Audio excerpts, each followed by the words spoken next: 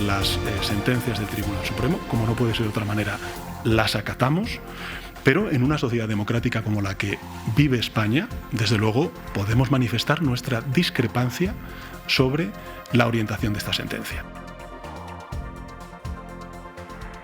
Numerosas aerolíneas deixan de voar a Venezuela por seguridade. Dende esta medianoite tamén se suma Iberia. Faltan horas para que se cumpra o primeiro ultimato dado por Washington a Nicolás Maduro. Galicia ten unha importante comunidade venezolana que sofre as consecuencias ás portas das vacacións do Nadal. Y de verdad que es triste ver cómo ahora se sienten que después de todo lo que han ahorrado y han trabajado aquí, pues no van a ver a sus familias en diciembre. Acoitelan un adolescente na Alameda de Santiago. Segundo fontes da investigación, a agresión aconteceu a partir dunha discusión entre un mozo e unha parella que se atopaban nesta zona céntrica. Ao parecer, o mozo molestou a rapaza e o rapaz que acompañaba acaboulle asestando dúas coiteladas. A vítima foi ingresada no complexo hospitalario de Santiago. A súa vida non corre perigo. Quedan días para os esperados descontos do Black Friday, aínda que moitos comercios aproveitan xa para amosar as promocións. Coidado, porque veñen datas de moitos gastos. Os expertos recomendan non deixarse distraer por compras innecesarias e mercar en sitios seguros. Segundo a OCU, o gasto por familia será de máis de 200 euros. Medran as compras en línea. Sobre todo por internet, sí. Voy a aprovechar y a ver si consigo algo que me guste.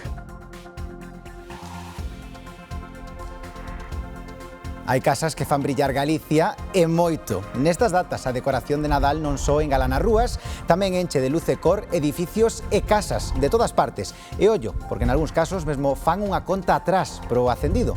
Vémolo nuns minutos.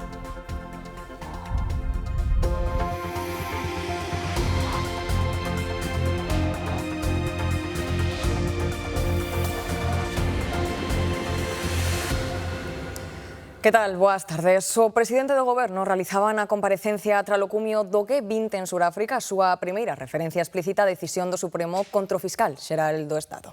Sánchez cree que inocente Álvaro García Ortiz manifesta a súa discrepancia ca decisión do Supremo, pero confirma que inicia o procedemento de substitución. Tamén apunta a un recurso ao Constitucional cando se coñeza a sentenza. Nosotros respetamos las sentencias del Tribunal Supremo, como no puede ser de otra manera, las acatamos, pero en una sociedad democrática como la que vive España, desde luego podemos manifestar nuestra discrepancia sobre la orientación de esta sentencia. Y yo la manifiesto. Y la manifiesto porque creo en la inocencia del fiscal general del Estado.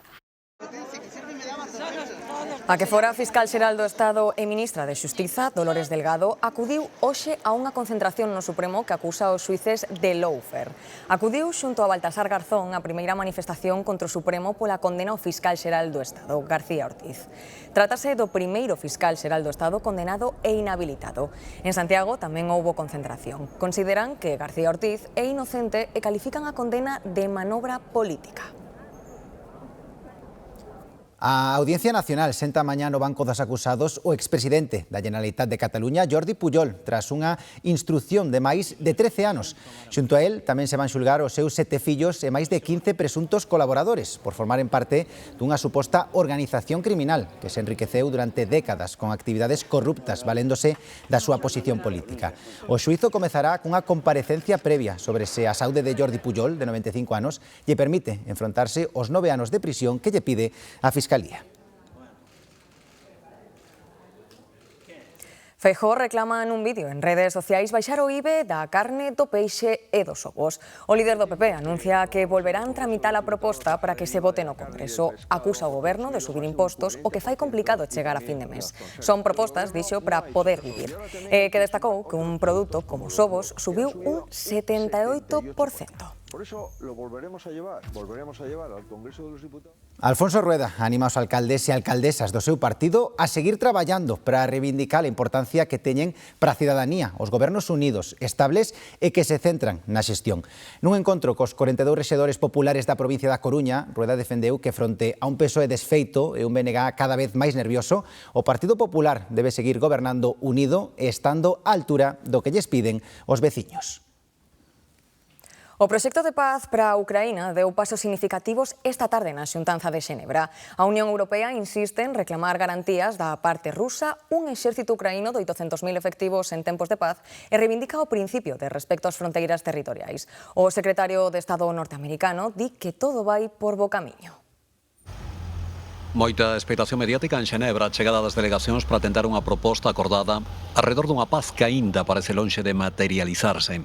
Da xuntanza así facilitáronse só unhas cantas fotos.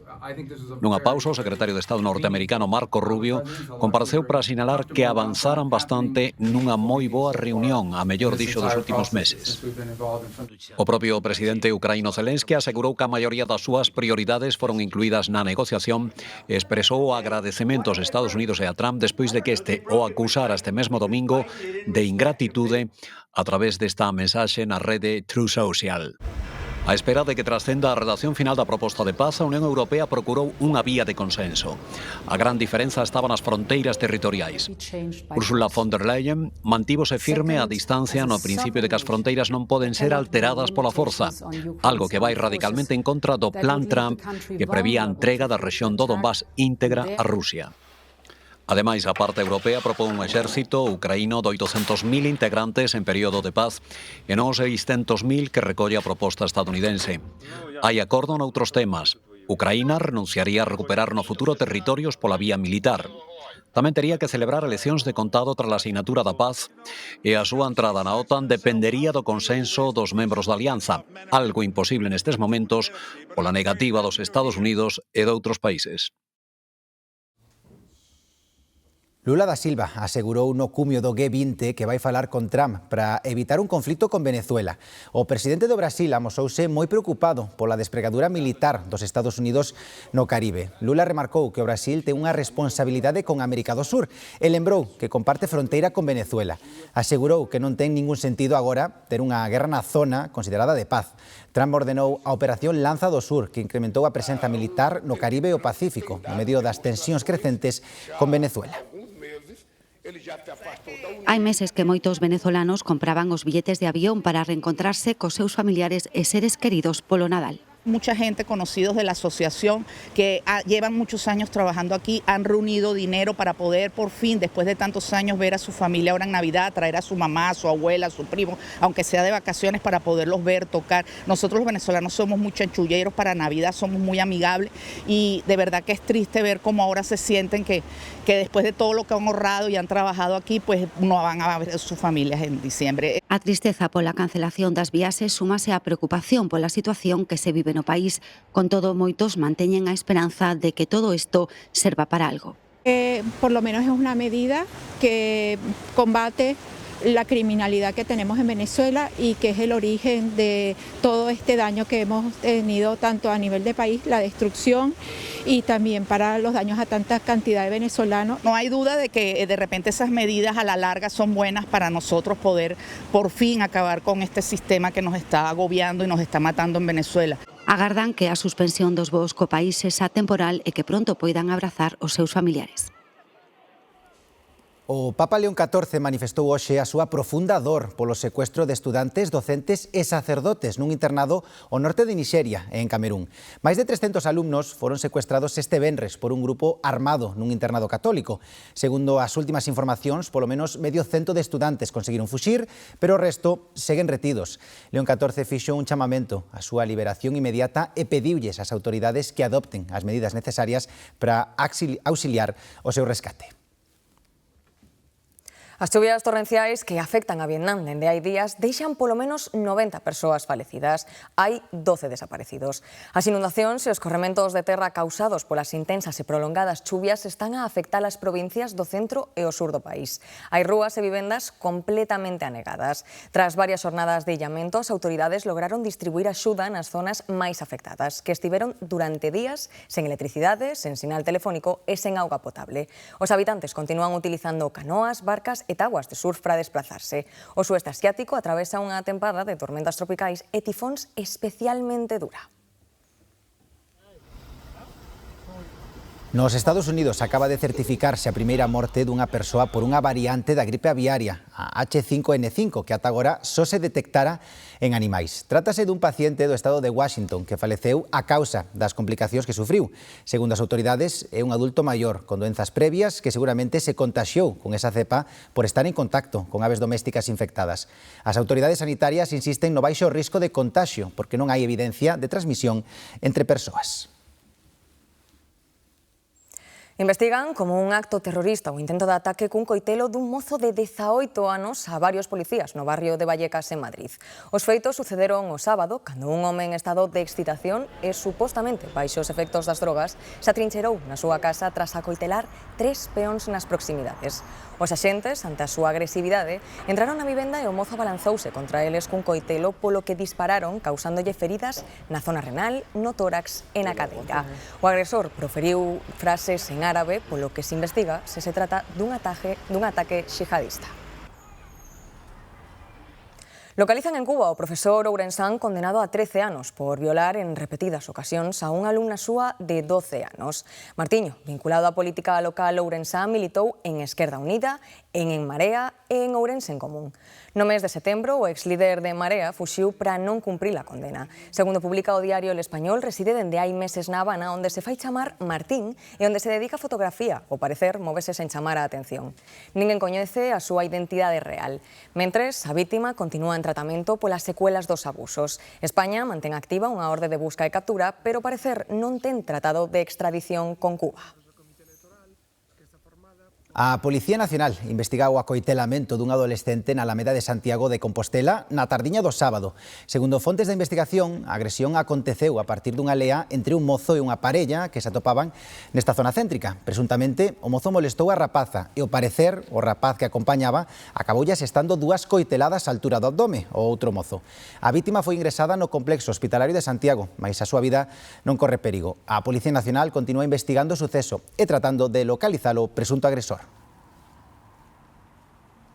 A exposición urbana dedicada á pegada de Castelao na Coruña amenceu estragada logo dun acto vandálico que aconteceu de madrugada. Varios dos cubos expositivos instalados na Praza de Lugo apareceron arrincados e tirados no chan, con danos visibles nos paneis informativos. O Concello, que xa traballa na avaliación dos danos, anunciou que abrirá unha investigación para identificar os responsables para que paguen os danos e asuman as consecuencias xudiciais deste acto de vandalismo. A busca oficial da muller de 73 anos que desapareceu no Concello de Avión dase por finalizada despois de 7 días sen indicios do seu paradoiro. En Lalín tampouco hai noticias da muller de 53 anos a que buscan dende o luns pasado. Despois dunha semana de busca intensa, segue sen haber rastro da muller de 73 anos, veciña de Piñor de Cea, que desapareceu no Concello de Avión. Os efectivos que participan na busca rastrexaron este domingo as parroquias de Baíste e Penedo, situadas a uns 3 kilómetros de Rubillón, o lugar no que foi vista por última vez o domingo pasado. A muller, que sofre Alzheimer, estaba de visita coa súa familia nunha segunda vivenda que teñen na zona. 40 persoas, entre efectivos da Garda Civil, do Grupo de Emerxencias de Avión e voluntarios, participaron nos labores de rastrexo. Din que é unha zona complicada, con moito monte e con camiños aos que é difícil acceder. Segundo confirmou o Grupo de Emerxencias do Concello de Avión, a busca oficial da desaparecida dase por finalizada, despois de 7 días sen indicios do seu paradoiro. En Lalín, a busca da muller de 53 anos que desapareceu o luns pasado continuou sen éxito este domingo. Vírona por última vez camiñando pola Estrada Nacional 525 á altura da parroquia de Filgueira. Despois de que rastrexaran todos os lugares polos que adoitaba camiñar, a busca foise ampliando a toda a periferia do Concello. Polo momento, segundo informou a Garda Civil, non hai ningunha outra pista que permita coutar o rastrexo. A Consellería de Sanidade fai un chamamento extraordinario para vacinar fronte á gripe a poboación de entre 69 e 60 anos, que aínda non fose citada. Será a próxima fin de semana nos centros hospitalarios. A citación chegaralle por SMS a este segmento de poboación que poderá acudir aos 7 hospitais de cabeceira sábado e domingo en horario de mañá e tarde, de 10 a 2 ou de 4 a 8. No caso de seren citados nos hospitais comarcais, a xornada de vacinación desenvolverase só o sábado. Chegan Os descontos. O Black Friday aterrou no noso país en 2012 e dende entón moitos agardan o último venres do mes para conseguir os mellores prezos. De media, cada persoa vai gastar nestas datas máis de 219 euros, un 2% máis que o ano pasado. E son moitos os que van aproveitar para mercar. 7 de cada 10 galegos van levar algún produto para a súa casa. Entre os máis buscados, como sempre, por suposto, temos a moda con prendas de roupa, a tecnoloxía con teléfonos móviles, electrodomésticos como por exemplo microondas, fornos ou tamén senón artigos pro fogar, como mobles ou senón tamén artigos de decoración. E o máis interesante aquí, sobre todo o máis importante, e segundo a normativa, é que o desconto realmente existe, se nos 30 días previos o prezo non variou e, por suposto, non subiu. Neste caso práctico, veno perfectamente, do 28 de outubro ata esa data do Black Friday, se o prezo mantense e despois baixa, perfecto, pero se durante eses 30 días o prezo subiu e despois volve a baixar ao prezo de partida, aquí non hai ninguna oferta, simplemente estánnos enganando. Ben, pois xa mañá arrincan algúns puntos este tempo de descontos e moitos adiantan as compras do Nadal. Andrea Otero. Sí, aínda que o día oficial do Black Friday é este venres 28 de novembro, son moitos os comercios que deciden adiantarse para ofertar estes descontos con antelación. Segundo unha estimación, cada galego gastará de media 236 euros para aproveitar estes descontos, o que supón un 21% menos que o ano pasado. Tamén que o 63% da poboación galega aproveitará este Black Friday para mercar agasallos de cara ao Nadal, sobre todo moda e tamén tecnoloxía. Tamén hai que ter en conta unha estimación a nivel nacional. Segundo a OCU, case o 70% dos españois non acaba de confiar en que estes descontos sexan reais. Roupa ou tecnoloxía? Roupa. Se me fai falta e hai un desconto, sí, pero se non expresamente por Black Friday, non. E depois vas a isto e está o mesmo precio. Un pouco en contra do Nadal e do capitalismo en xeral, co cal non. Pois moi pouco, non son de ir a estas convocatorias, normalmente non somos de ir. A un mes do Nadal e coa redución de prazas aéreas, moitos escollen para volver a casa a alta velocidade que conecta Madrid con Ourense en pouco máis de 2 horas. Co aumento da demanda, incrementanse tamén os prezos. Os billetes para viaxar de Madrid a Galicia días antes da Noiteboa custan dende os 50 euros ata os 120. Os usuarios notan unha tendencia á alza dos prezos na alta velocidade nas datas sinaladas, pero aínda así tamén sobe o número de viaxeiros. O ano pasado, nas festas do Nadal, Renfe rexistrou en España case 2 millóns de pasaxeiros que utilizaron os seus servizos de alta velocidade e de longa distancia, un 11% máis ca o ano anterior. La vez caro, ha costado 100 y pico que ha tenido que pagar mi hijo y es caro de Madrid aquí. Nosotros venimos de Valencia y pues 200 euros o así. Sí, ida y vuelta. Los billetes de tren se han encarecido, los hoteles se han encarecido, las nocheviejas, o sea, todo en general en la provincia de Pontevedra. 106,70 cada billete. Somos dos, ida y vuelta, pues unos 400 y pico euros. El venir de Madrid y volver a Madrid. Si fuera más barato, pues sería mucho mejor, la verdad. Galicia ten un gran potencial na produción de algas, con máis de 600 especies no seu litoral. Algunhas delas comercialízanse para a industria alimentaria, na que cada ano crece a súa demanda. Agora, unha empresa galega, a través do proxecto europeo Ocean Gardens, investiga o seu uso para producir combustibles limpos. A comezos do próximo ano, esta empresa ubicada no Porto de Vigo comezará a instalación dos sistemas flotantes nas augas das Rías Baixas, unha especie de bateas para o cultivo das algas. E o que facemos aí é experimentar se este alga, que en este caso sería a leituga de mar, xeraría un crecemento e unha riqueza ao ecosistema, e máis como produto de materia prima podemos valorizar para dar introducción en industria química con biocombustibles.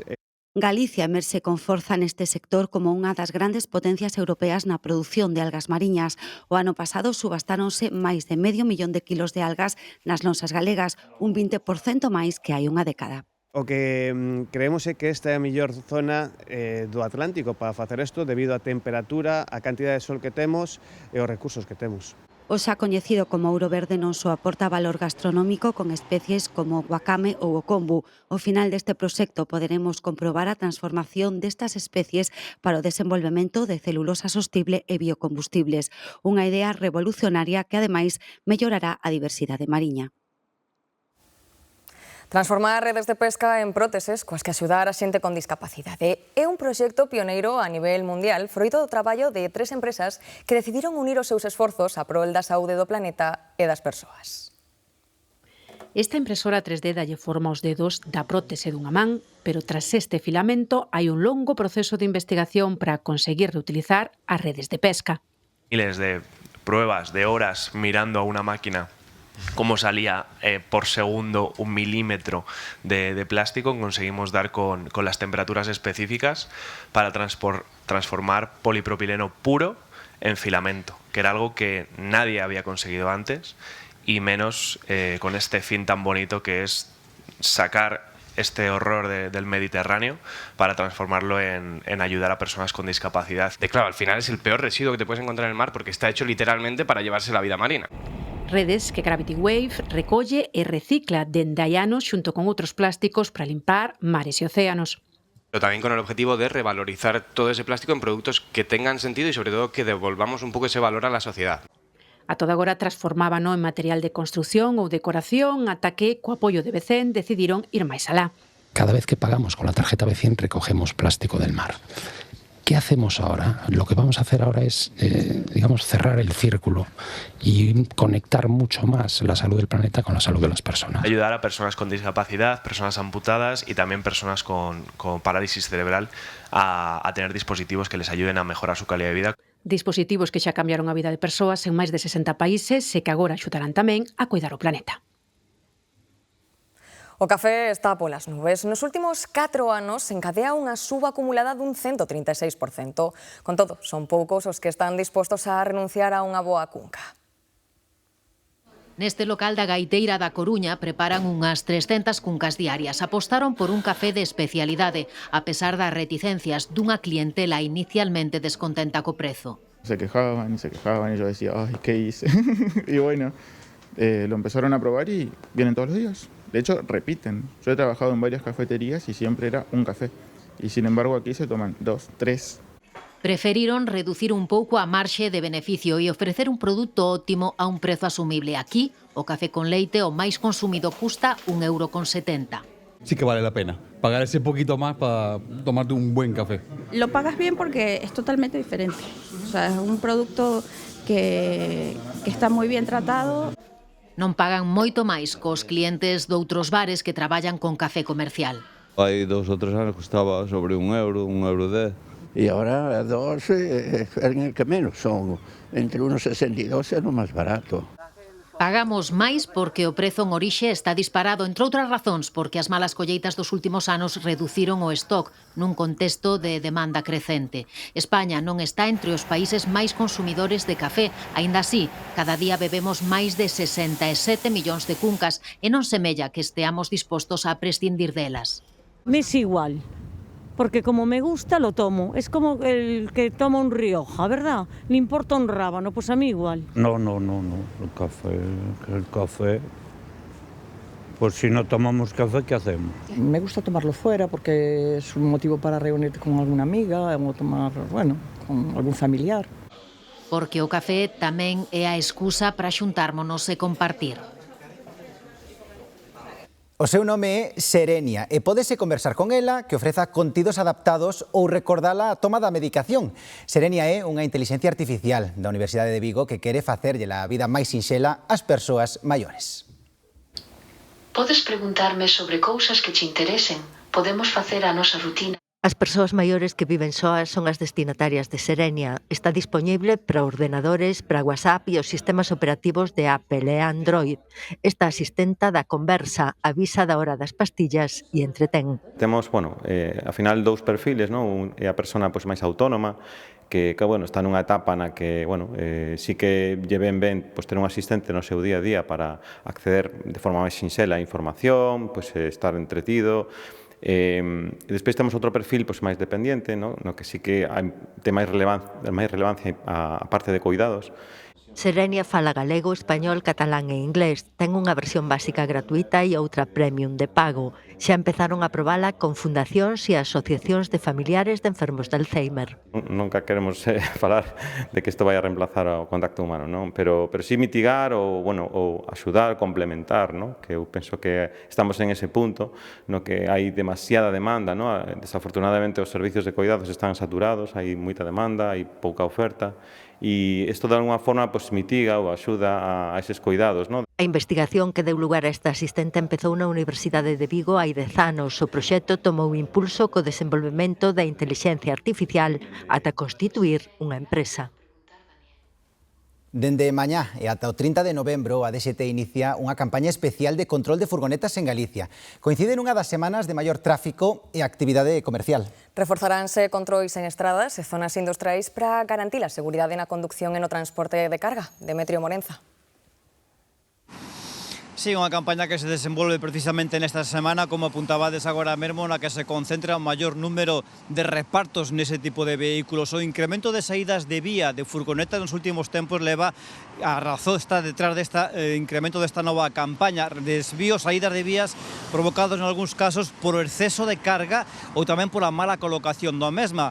Eso explica por que estas campañas se van centrar, por un lado, no propio vehículo, que teña documentación en regra, na carga que este ben colocada, que non sobrepase o peso permitido, e tamén os propios condutores, así que tamén se levarán a cabo controis de alcolemia. Vai ser practicado sobre todo en vías próximas a polígonos industriais, pero tamén a zonas comerciais. Unha semana, como decíamos, na que se dá a maior volumen de desplazamentos deste tipo de vehículos polo reparto comercial.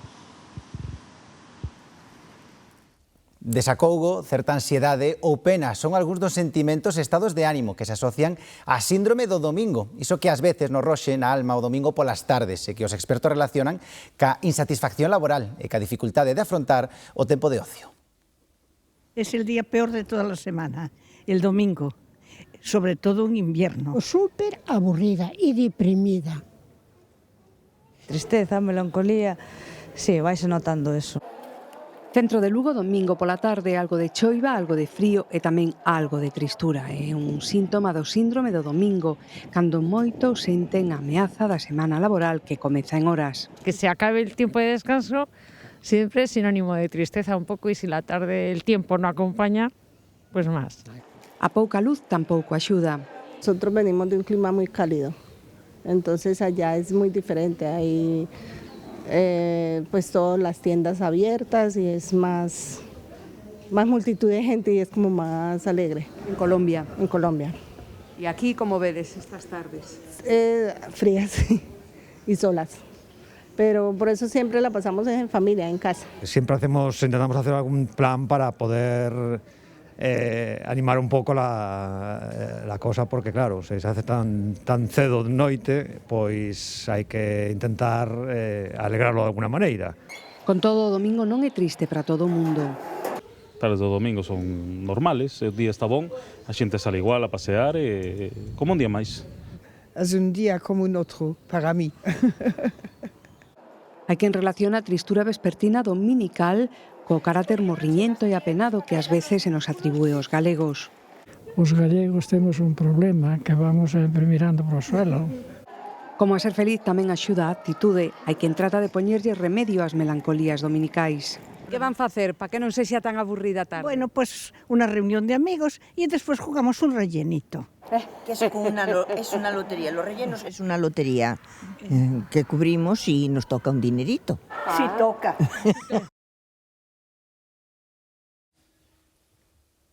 Nalgúnas localidades galegas, as decoracións de Nadal de algunhas casas son parada obrigada. E nós facemos parada obrigada nunha delas porque hai casos que admiten visitas para coñecer xardíns con luces que rivalizan cas de algunhas cidades. Iria Soengas mesmo fan cerimonia de acendido.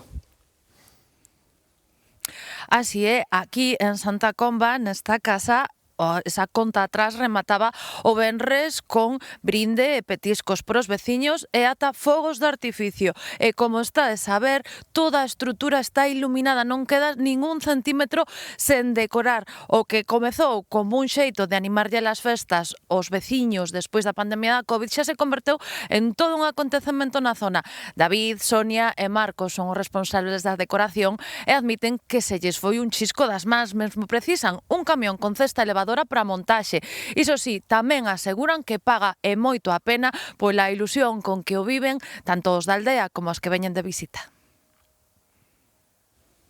Estamos ás portas da tradicional festa da Acción de Grazas que nos Estados Unidos e no Canadá reúne as familias e os amigos para cear. Tamén o fan os que viven aquí en Galicia, iso sí, con pequenas adaptacións na data e no menú. Nesta casa de Santiago están a preparar a comida da Acción de Grazas. A maioría son estadounidenses, pero tamén comparten o día con galegos e todos achegan algo ao menú tradicional da festa. Lo que hacemos es que cada familia trae algo. Entonces normalmente Jessica pues hace el pavo, hace algún pie, yo hago pues lo que es ya más como guarnición, Juana a lo mejor hace el stuffing, que es una parte como que se come con el pavo, y bueno, así nos vamos poniendo todos a la obra. Na mesa o protagonista é o pavo asado acompañado de verduras e froitos do outono. Nos Estados Unidos e no Canadá é unha festa nacional que se celebra o cuarto xoves de novembro. Celebrar a primeira cosecha, digamos, de dos ingleses que chegaron como peregrinos, como pilgrims a Estados Unidos e os nativos americanos que ayudaron a que no morren de fame. Es un día como se hace allá, es un parón completo, es un día en el que solamente estás para estar con la familia, con los amigos, comer, disfrutar de platos que solo se hacen ese día.